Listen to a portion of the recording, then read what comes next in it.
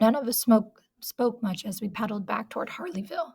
But then we rounded the first bend and saw the Wilsons' house right where it was supposed to be, and then more houses, and there was the church steeple rising over the town. All of a sudden, we were all laughing and talking at once, although nobody talked about the crazy fears we'd been having. It was peanut butter and jelly for lunch. Mom and Dad were still in the basement. They didn't even answer when we called out that we were home. The big shiny padlock on the basement door was like a warning. Finally, when it got dark, Jessie went and banged door. "Mom!" she yelled. "What's for dinner?" "We're working on a special project," Dad called back, and then Mom shouted, "You're old enough to fend for yourselves."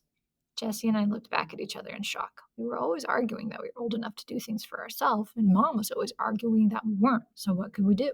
We made peanut butter and jelly sandwiches for dinner. Lunch, okay, but dinner? What about the balanced diet Mom was always insisting on? Mom and Dad didn't eat at all. Afterwards, we settled in front of the TV. It should have been a luxury. We could watch anything for as long as we wanted. Usually, Dad monitored what we watched, and 2 shows was our limit. But we couldn't concentrate. Every time there was a thump or a bump in the basement below, we jumped. Finally, we just went to bed early, but I don't think either of us slept much. The next morning, I woke up at my usual time. I threw off the bedclothes and went to the window. Another bright, sunny day. I breathed deep, smelling the fresh, clean air. All yesterday's creepy feelings seemed blown away in the breeze. The strange thunderstorm and the pink, glowing rain were like a dream. And why had Jessie and I been so upset about Mom and Dad?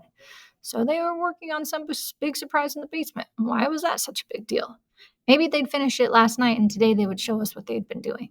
I pulled on my clothes fast. I was famished. Mom was right. Peanut butter and jelly weren't enough fuel for a growing boy. Heading downstairs, I thought today might be a good day to play baseball. Harley Hills and the Badlands had always been spooky, even before the strange storm. If we didn't want to get weirded out, then all we had to do was not go there. Simple. Jessie was already in the kitchen, seated at the table.